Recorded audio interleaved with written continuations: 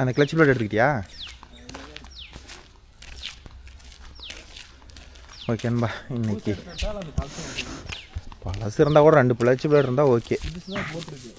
அதில் 2 வச்சுக்கிறியா? எங்கே தான் இருக்குது? ஓகேன்பா. இன்றைக்கி ஒரு 30 கிலோமீட்டர் வந்தானே ஒரு 2.5 ஏக்கரா சொல்லிக்கிறாங்க. இன்றைக்கி அதை தான் ஓட்ட போகிறோம்.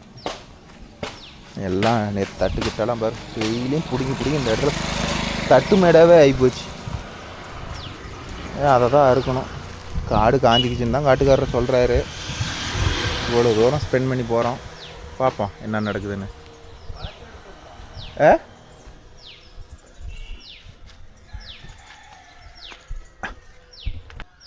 ஓகேன்பா. அவ்வளோதான். எல்லாம் நேற்று ஆயில் விட்டு கிரீஸ் அடிச்சு எல்லாம் ரெடி. டேய் கிரீஸ் அடிச்சே பக்கமா சார் எல்லாம் கிரீஸ் அடிச்சாச்சு. இந்த பம்பில் தான் 2லேயும் ஆயில் ஒழுகுது. பெரிய தலைவலி. ஓகேன்பா. இது கட்டப்பார் வச்சுக்கிற நண்பர் சொல்லுங்கள். 10 மணி நேரத்துக்கு ஒரு ஐட்டம் கிளட்ச் பிளேட் பிடிங்கிட்டு போயிடுது. இது என்ன காரணம்னு சொல்லுங்கள். 10 மணி நேரம் தான் ஓடுது. ஓவராக டைட் வச்சா ஜாயிண்ட்டை போய்க்குது. லூஸ் விட்டால் ஸ்லீப்பேஜ் ஆகி கிளட்ச் பிளேடு பிடிக்கிட்டு போகுது. இதுக்கு என்ன சொல்யூஷன்? கிளட்ச் பிளேடு உடையிற காரணம் என்ன? அதுக்கு ஐடியா சொல்லுங்கள். தேஞ்சி கட்டாங்கன்னா பரவாயில்ல, உடஞ்சிட்டு போச்சுன்னா எவனால் அவருக்கு அறியும் தான் பிரச்சனை. இல்லை கிளட்ச் பிளேட்டுக்கு வந்து லைட்டாக இது எப்படி சொல்கிறது, இது வெளியே வராத மாதிரி இதுக்கு ஒரு தகுடு மாதிரி கொடுத்து ரெடி பண்ணிடலாமா என்னென்னு கமெண்டில் சொல்லுங்கள் மறக்காமல்.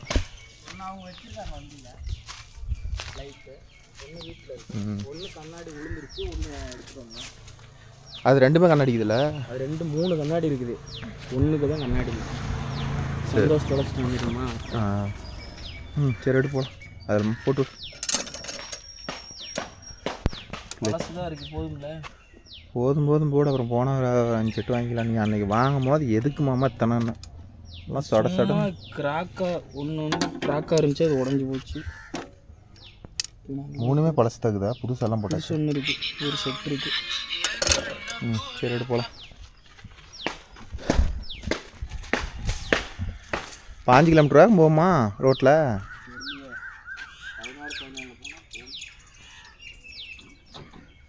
ஓகே. நம்ம ரோட்டில் போகும்போது அதை வந்து தூக்கி லாக் பண்ணிக்கலாம். லாக் பண்ணிட்டா பம்பு லோடுலாம் போகும். இதில் வேறு ஆயில் போய்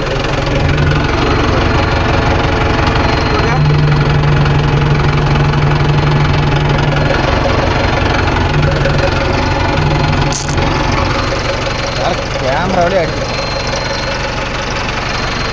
2லேயுமே ஆயில்களுக்கு வச்சுருக்கோம். கழட்டி மாற்றிடலான்னு ஐடியா பண்ணினேன். அது நேரட்டி ஒரு ஏதோ போனால் ஒரு 20 ஓடுங்க. வெளியில் வேறு வேலையும் லோக்கலில் எதுவும் வேலை இல்லை. இந்த ஹோல்ஸில் லாக் பண்ணிட்டோம்னா அங்கே இறக்கி விட்டோம்னா பம்பு லோட் ஆகிட்டு இருக்காதுன்னு வச்சுக்காங்களேன். அதுக்கொசரம்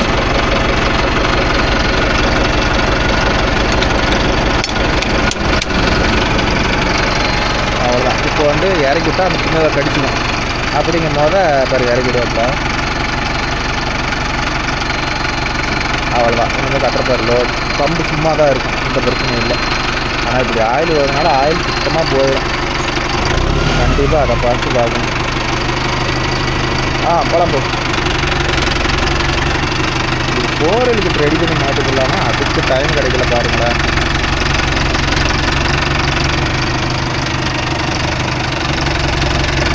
பழம் போ.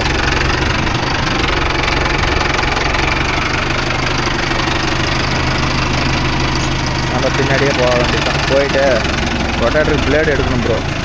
பிளேடு எடுத்துக்கிட்டு அப்படியே வந்துடலாம்.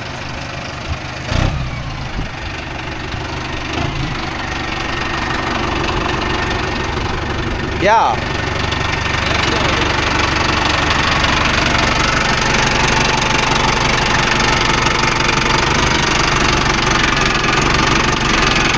எத்தனை இருக்குங்க ஒரு 7 அதிலே ஓட்டும் போதில்ல ஒரு விட்டு 10 கிலோமீட்டர் போனதுக்கப்புறம் மறுபடியும் 10லேயே ஓடுது. இதுலேயே ஓடும்.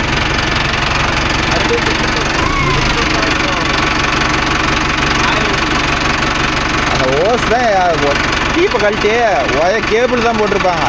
கேபிளில் ஆயில் விடணும். ரொம்ப நாள் ஆகி போச்சு. இப்போ பைக் எடுத்துகிட்டு வரேண்ணா வரமா எங்கடா மெயின் பின்ன காணோம், பம்பில் பின்ன காணோம், இஞ்சி பின்ன காணோம்.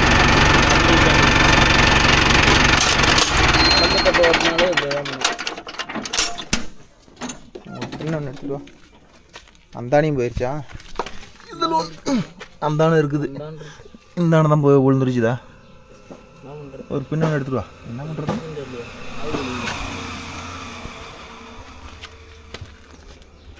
ஓகேன்பா, ஒரு பின் ஒன்று போட்டாச்சு, வேலை முடிஞ்சுது. நல்லா டைட்டாக தாண்டாக்குது. அப்புறம் எங்கேருந்து வருது அந்த எது நம்புதா? அது அன்னைக்கு ஒழுதுருந்துச்சு தெரில. நீ இதுக்கு செயினுக்கு ஆயில் விட்ருப்பேன்.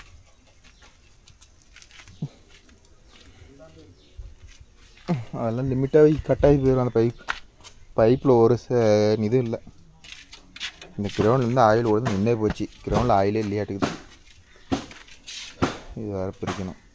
இதெல்லாம் சம்பாதிக்கிற மாதிரி தான் தெரியுது, ஆனால் செலவுலேயே எடுத்துக்கிட்டு போயிடுது ப்ரோ. ஊருக்கு போட்ட செலவு தெரியுது. கொஞ்சம் நஞ்ச செலவு இல்லை, எதை எடுத்தாலும் புட்டுக்கிட்டு போயிடுது. இந்த 4 வீல் டிரைவ் இல்லாதனால ஒன் சைடாக போட்டு ஏற்றி படிக்கிட்டு வளைச்சிட்டான். சரி, அது ஒன்றும் பண்ண முடியாது. போ, அது 4 வீல் டிரைவ் என்றைக்கு போடுறோமோ அண்ணா வரல இப்படி தான் படிக்கிட்டு வளையும், கிராஸ் போட்டு ஏற்றுறதுனால. போ, நான் பின்னாடி வண்டி எடுத்துகிட்டு வரேன். நம்ம அப்படியே போயிட்டு வரும்போது கத்தி எடுத்துகிட்டு வர வேண்டியதான்.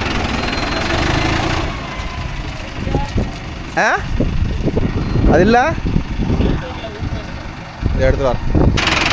இன்னைக்கு எதுவுமே உடையாது. அது போட்டிருந்தாலும் இதெல்லாம் பேனர்லாம் கொண்டு போகிறதுனால உடையாது. அது தெரிஞ்ச விஷயம் தானே. எல்லாமே முன்னேற்பாடோடு போனோம்னா எதுவுமே உடையாது ப்ரோ. எதுவுமே இல்லாத போனோம்னா எல்லாம் உடஞ்சிது. இன்றைக்கி வண்டி டிராக்டருக்கெல்லாம் எதுவும் வேலை இல்லை, எல்லா வண்டியும் கப்பு சுப்புன்னு நிற்கிது. அதனால் அதை மட்டும் பார்த்துட்டு நம்ம ஸ்ப்ளெண்டரை பார்த்துக்கிட்டிங்கன்னா முன்னாடி கீழே பஞ்சரு. ஸ்கூட்டி தான் எடுத்துகிட்டு போய் ஆகணும். ஸ்கூட்டியில் பெட்ரோல் கல்லங்கூடமில்லாத தான் குடிக்கும். போயிட்டு வரேன், வண்டி எடுத்துகிட்டு போயிட்டு வரேன், கடத்திட்டு போய்ட்டுறேன்.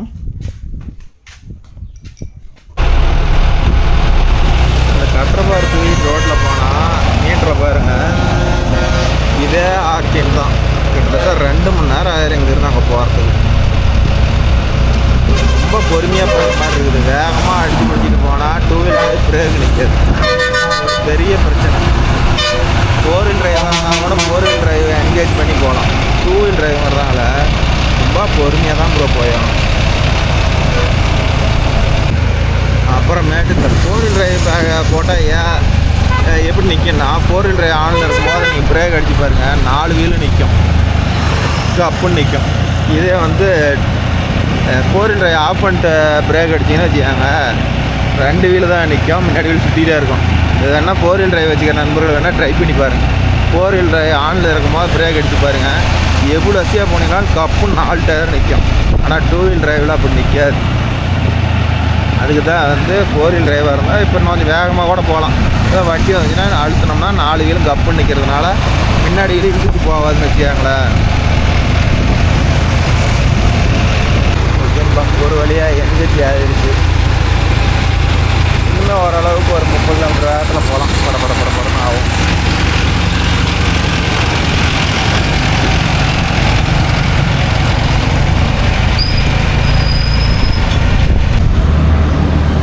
நம்ம என்கேஜ் வந்தாச்சு. வெறும் ஜேசிபி கம்பெனியில் ஜேசிபிலாம் வந்து ஸ்டாக் நிற்கிது.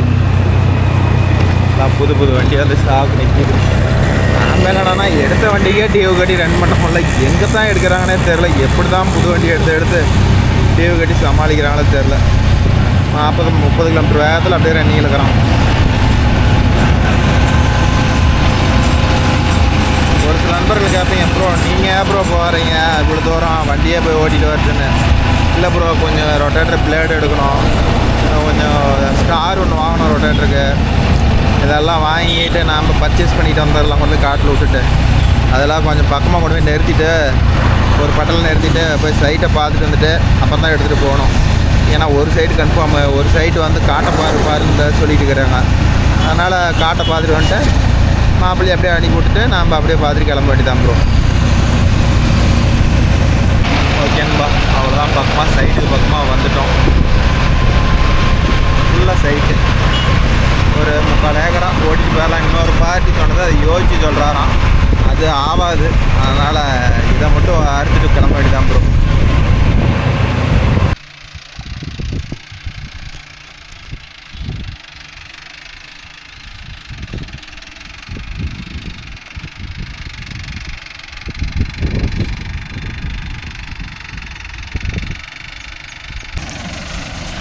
ஓகேன்பா, இது கட்டசோலை பயிர். இது எப்படி அறுப்பாகுதுன்னு பாருங்க. எங்கேயா அதுங்காட்டியா எங்கேயோ போயிட்டு வந்துடுறாராம், 1 மணி நேரத்தில் போயிட்டு வந்துடுறாராம்.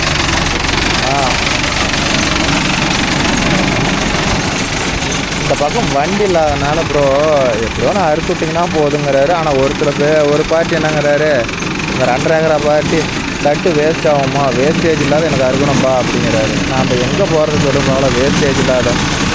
அதனால் கொஞ்சம் வேஸ்டேஜ் ஆக தான் செய்யும். அக்யூரேட்டாக இருக்கணும்னா எப்படி, கொஞ்சம் வேஸ்டேஜ் இல்லாத எப்படியா இருக்கிறது.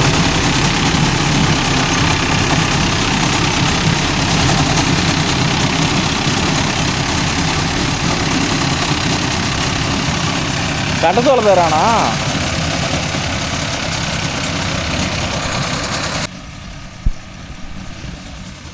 ஓகேன்பா, மாப்பிள்ளை எடுத்து கொண்டே இருக்கிறான். இது ஒன்று தான் ப்ரோ, அந்த சைட் வந்து கேன்சல் ஆகி போச்சு. அதை இருக்கிற மாதிரி தெரியல. அவ்வளோ ஒரு நெட் நெட்டாக பிடிச்சி அறுத்துக்கிட்டு இருக்கிறாங்க. நிறைய பேர் சொல்லுவாங்க இதெல்லாம் அறுத்தா மாடு திங்கலன்னு. சூப்பராக மாடு திங்கும் ப்ரோ. எங்கள் ஏரியாவில் மேக்ஸிமம் இப்போல்லாம் மாறிக்கிட்டாங்க. மாப்பிள்ளை என்ன பண்ணலாம் பாருங்கள், செட்டு போட்டான். சவுண்டு கேட்குறீங்களா, டிம்முன்னு காலை வலி வச்சுக்கிட்டு பெரிய தலைவலியாக இருக்குது ப்ரோ. என்னை பார்த்தா தான் செட் ஆகணும். அதே மாதிரி இந்த கட்டரப்பாறை பொறுத்தவரையிலும் ப்ரோ எப்படி சொல்கிறது, 5000 ரூபா சம்பாதிக்கிற மாதிரி இருந்துச்சுன்னு வச்சுக்கோங்க. சம்பாதிக்கிறதுக்கு நல்லா தான் இருக்குது. ஆனால் வந்து செலவு 10,000 செலவு வச்சிருது ப்ரோ. இப்போ பாருங்கள், ஒன்றும் இல்லை, அன்றைக்கி கிளச்சு பிளேடு பிடிங்கிச்சு. அன்றைக்கி சட்டத்தில் 4 பிளேடு கட்டாகி போச்சு, கல் அடிச்சு. இதில் சம்பாதிக்கிற மாதிரி சம்பாதிக்கிறதா இருக்குது. கட்டரப்பாறைலாம் ஊருப்பட்ட செலவு வைக்குது ப்ரோ. எப்படி தான் கட்டரப்பாறை வச்சு மெயின்டைன் பண்ணுறாங்களோ தெரியல எங்கள் ஏரியா சைடுக்காரெல்லாம். சரி, நான் இது வந்திருக்கவே மாட்டேன் ப்ரோ. இன்னொரு சைடுக்காரர் 2.5 ஏக்கரா இருக்குதுன்னு சொன்னாங்கன்னு சொல்லிட்டு தான் சரி வந்தால் ஒரு 5 மணி நேரத்து பொழப்பு இருக்குது அப்படின்னு நாங்கள் ஒரு கணக்கு போட்டோம். ஒரு 10 ரூபா இருக்குதுன்னு நாங்கள் ஒரு கணக்கு போட்டோம். இதை டீசல் இப்போ 5 ரூபா போயிட்டா கூட 5 ரூபா இருக்குதுன்னு நாங்கள் கணக்கு போட்டுட்டு வந்தால் இங்கே பார்த்தா இந்த சைட்டுக்காரர் யோசனை பண்ணுறாரு. என்னப்பா மணிக்கு ஏக்கரா இவ்வளோ நேரம் ஓடுமா, ஆள் விட்டு அறுத்து போடலாமாடுது. அவர் கணக்கு தெரிஞ்சு சொல்கிறாரா, கணக்கு தெரியாது சொல்கிறாரா தெரியல. சரி, அதுக்கு மேலே அதை எப்படி சொல்கிறது, அதெல்லாம் காட்டுக்காரரோட விருப்பம், தனிப்பட்ட விருப்பம். நாம் எதுவும் சொல்கிறதுக்கு இல்லை. அப்புறம் அது என்ன சொல்கிறாங்களோ அதை கேட்டுக்க வேண்டியதான். இந்த வஞ்சி மட்டும் போடாதாங்கன்னா சூப்பராக இருக்கும் ப்ரோ. வஞ்சி போட்டாங்க தான் பிரச்சனை.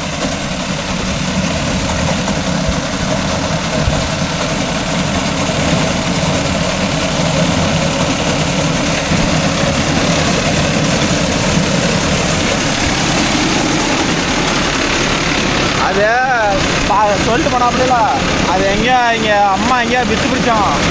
செரவா ஒரு செரவு தான் இருக்குதான். அது கையில் அறுத்துக்கலான்ட்டாங்களாம். அதனால் நீங்கள் பார்த்துட்டு கிளம்புங்க, நான் இருந்தால் சொல்கிறேன்னாப்புல. நான் 1 ஏக்கராவுக்கு மேலே இருந்தால் ஃபோன் பண்ணுங்க, இல்லைன்னா கட்டுப்படி ஆகாதுங்கன்னு சொல்லிட்டு. அது என்ன பயிரா?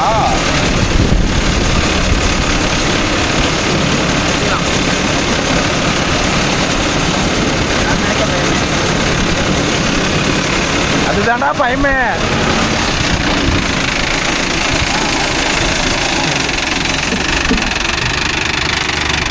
யாம் இருக்க பயமேனுங்கிறான். எதையோ ஒன்று புட்டுக்கிட்டு வந்துடுறது. நான் என்ன மம்மா பண்ணிட்டேன்றான்.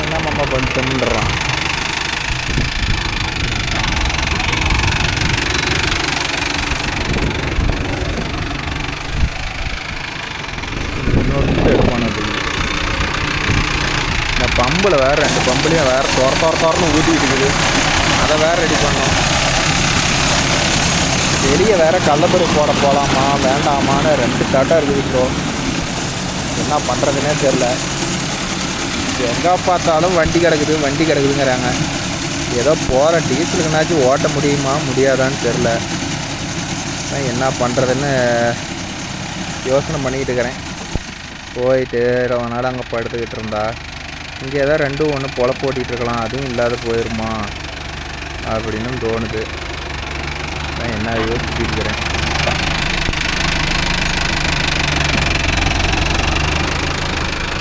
அதே முன்னாடி கீர் போட்டாவே வண்டி தள்ளும் போது டயர் லைட்டாக ஸ்லீப்பேஜ் எடுத்து தான் போகுது. இது போர் கிட்ட ஏதோ ஒன்று பண்ணி பிடிச்சி போடலாம். இதான் பார்க்குறேன். இதுக்கு ஒரு 4 wheel கிட்ட எங்கேயாச்சும் செகண்ட் ஹேண்ட் கிடச்சுன்னா ஏற்றிடலான்னு பார்த்தா நம்ம நேரத்துக்கு கிடைக்கவே மாட்டேங்குது.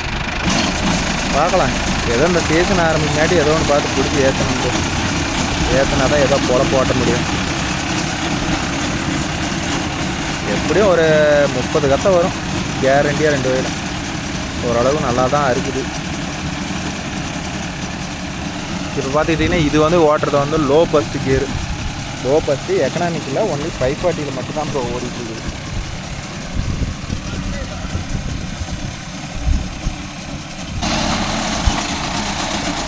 நல்ல வேலை இந்த வயலில் எப்படி சொல்கிறது, புழுதி பறக்கலை. புழுதி பறந்துருந்தா வச்சுக்காங்க ஊருப்பட்டு புழுதி இருக்கும்.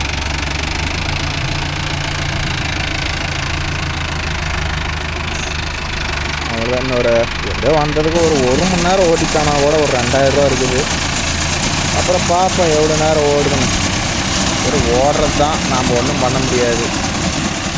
கட்டுனா நல்லா அடம்பாக இருந்தால் ஓரளவுக்கு கட்டை வரும். ஏதோ அறுக்கிறவங்களுக்கும் இதை கட்டை சோள பயிர் 50 கீழே வயல் தான் வேச்சிக்கிறாரு. இது வந்து கட்டை சோள பயிர். வேறு அறுக்கட்டும்.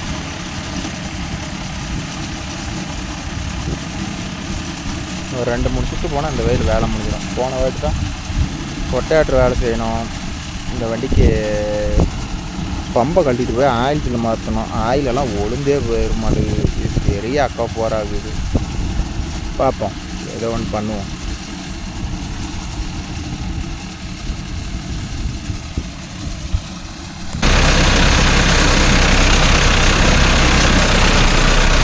அதுலேயும் வண்டி போட்டு வச்சுக்கிறாரு.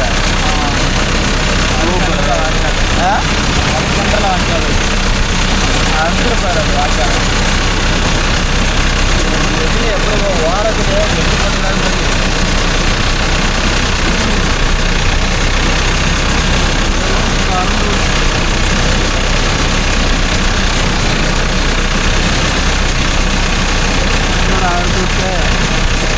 ரோட்டுக்கு போவோம்.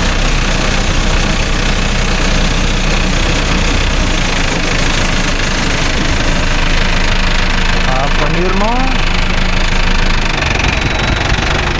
அவ்வளோதானா? ஒரு வயல் ஓவர் ட்ராக் தண்ணி ஆகிவிட்டது. அடுத்தது கீழே இறங்க வேண்டியதான்.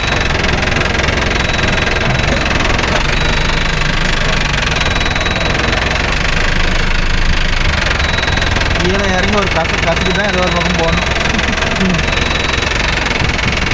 மாற்றி நான் மட்டும் என்ன பண்ணுறது?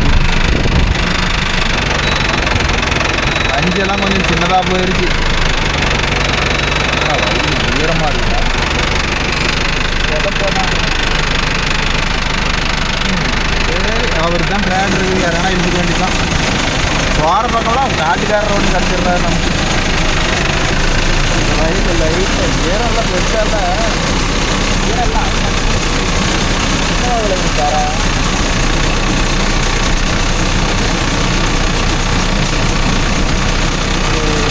பாதி மட்டும் வேறு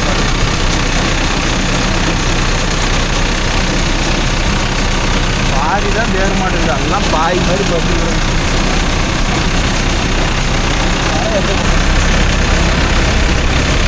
ஓரளவு நல்லா தான் அறுப்பாக மாட்டேங்குது. மாப்ப இன்னும் இப்படியே அறுத்துக்கலாம். இதெல்லாம் காஞ்சிருக்கு இருக்குல்ல. பார்த்து குட்டி குட்டி அடிச்சிருக்க மாட்டேங்குது. கரெக்டாக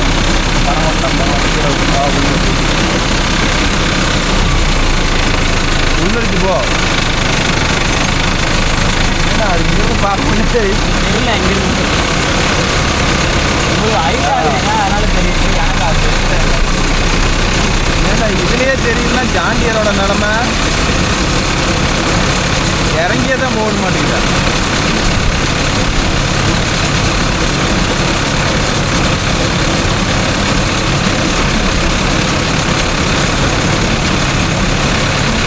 காற்றோட பூண்டு தான் இருக்குது. காற்று அடுத்து வர்றது பூண்டு தான் இல்லை போட்டு பூண்டு தான் இருக்குதா? காடு க்ளீன் ஆகுதா? காடு க்ளீன் ஆகுதா? அது வேணா காற்று தானே மாப்பிள.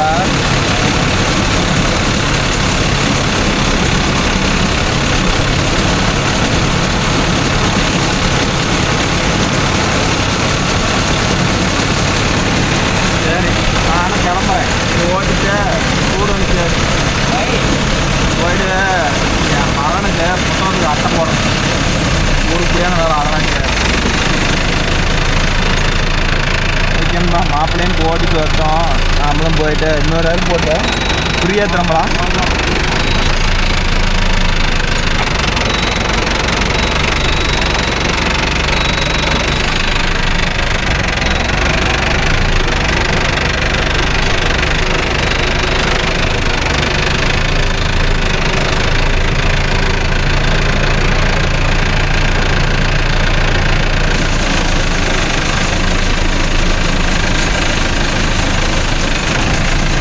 பாரு நான் அறுத்துட்டு வா.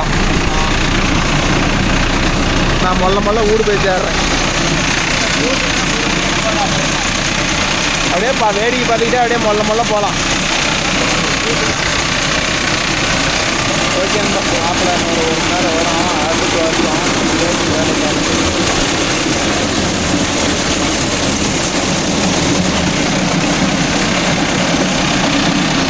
ஏதோ உடையாத எடுத்துட்டு வந்துடுறாடி அப்பா, அதே சந்தோஷம். ஓகேன்பா, அவ்வளோதான். மீண்டும் நாளை வேறு ஒரு வீடியோ சந்திப்போம். அந்த வீடியோ பிடிச்சிருந்தா ஒரு லைக் பண்ணுங்கள், ஷேர் பண்ணுங்கள், கமெண்ட் பண்ணுங்கள், சப்ஸ்கிரைப் பண்ணுங்கள். நாளை மீண்டும் ஒரு நல்ல வீடியோவில் உங்களை அனைவரையும் சந்திக்கிறேன். பாய். தட்டு எல்லாம் வெறும் போல மாதிரி கிடக்குது ப்ரோ. ஆளே கிடைக்கல ஆறு கட்டுக்கு.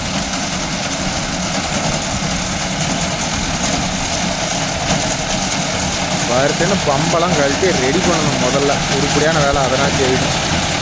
ஊறுப்பட்ட ஆயில் ஊற்றிட்டு சம்பாதிக்கிறது தான் ஆயிலுக்கு தான் சரியாக இருக்கும்.